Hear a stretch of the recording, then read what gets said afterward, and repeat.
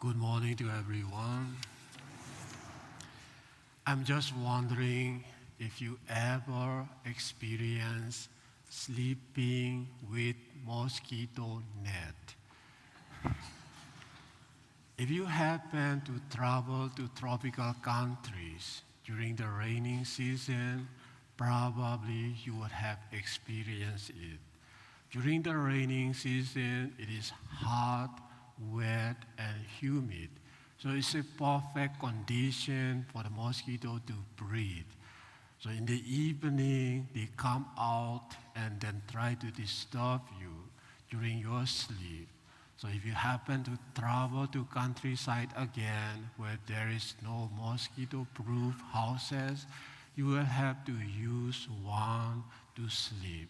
It wasn't very pleasant condition, probably experience that you will have if you happen to do that, because hot and humid weather and thinking that you will still have to use mosquito net on top of your bed. And then the mosquito bite will come and there's no air condition, there's no electric fan. It is very disappointing and very difficult to be able to sleep. So there was a story of the two men who could not sleep due to the irritation of mosquito biting. They were sleeping with mosquito nets, and yet mosquitoes, the tiny creatures, are very intelligent.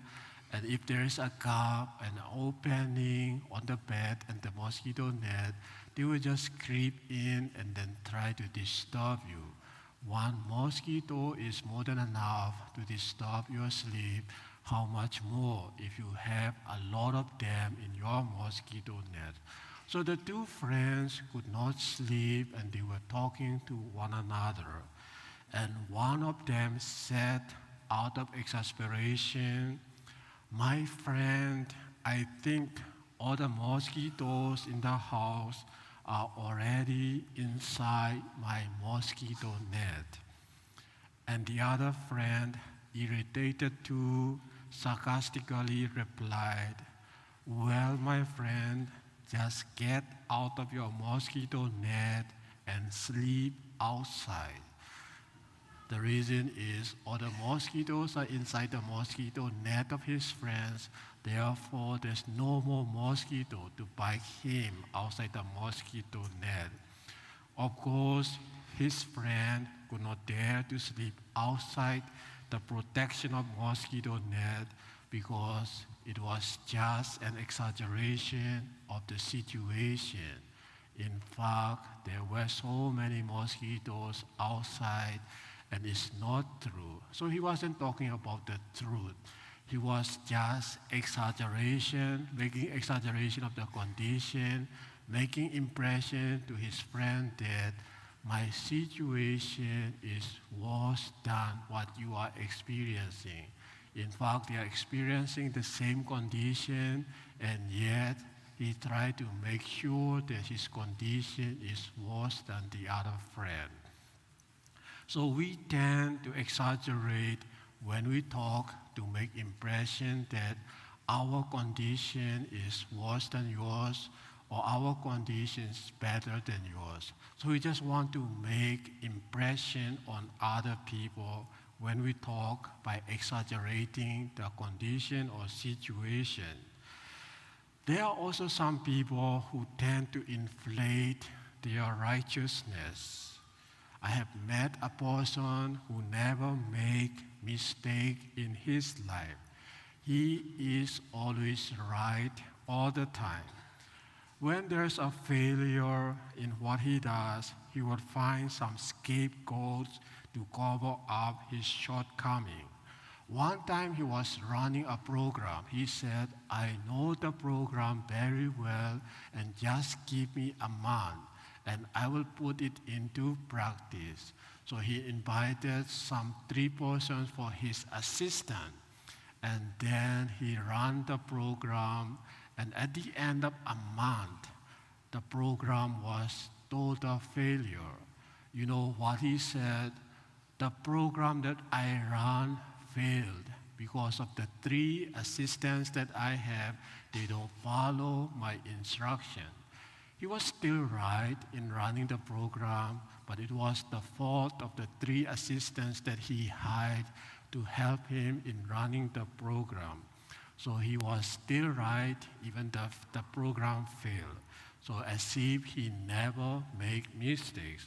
On the other hand, he would never commit sins, because when you don't make any mistakes, probably you won't commit also sins. Probably he could be qualified as a saint. He never uses the phrase like, I am sorry, or that was my mistake. So they are out of his vocabularies. So these people tend to make impression on other people that they are always right. So they have something that we don't have. They are much better than the rest of the people. And also there are some people who tend to know everything. We call it the all-knowing people. Whatever you say to them, they always have opinion to give, and they always have advice to give you, because they know everything. So these people never want to be corrected. And once our teacher said that if you think you know more than your teacher, probably you will never learn something new from your teacher, because you know everything already. Where in fact, they don't know everything, but they just make impression to other people that they know everything. So a good question to ask ourselves is, why can't we be true to ourselves? And why do we have to make exaggeration to inflate our self-righteousness? And why don't we need to tend to know everything? Why do we need to do such projection? Why can't we acknowledge that we don't know everything and we make mistakes in our life?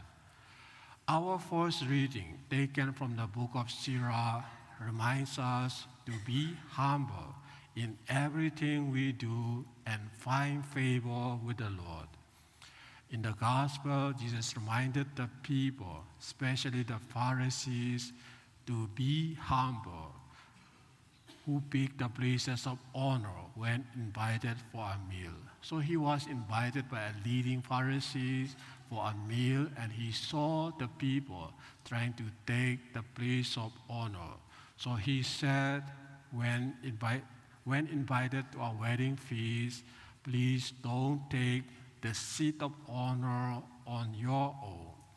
You have to be humble enough to take the lowest seat.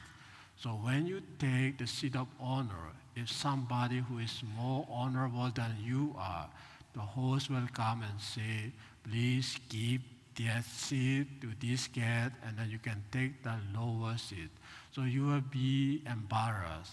But when Jesus Christ said, take the lowest seat, probably also the host will come and then get up and take the higher position in the table. So you will have esteem of the people around you. But please remember that when Jesus Christ said, take the lowest seat, the intention of taking the lowest seat must have be pure and good intention. We don't take the lowest seat thinking that the host will bring us up to higher position. And when we have that kind of intention in taking the lowest seat, what will happen?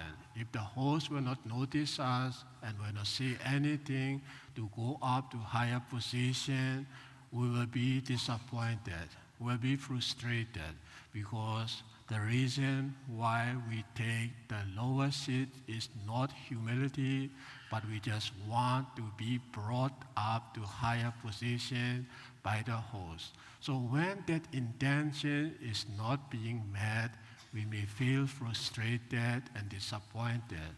So it is very important that when we take the lowest seat according to Jesus Christ, our heart must be pure and sincere.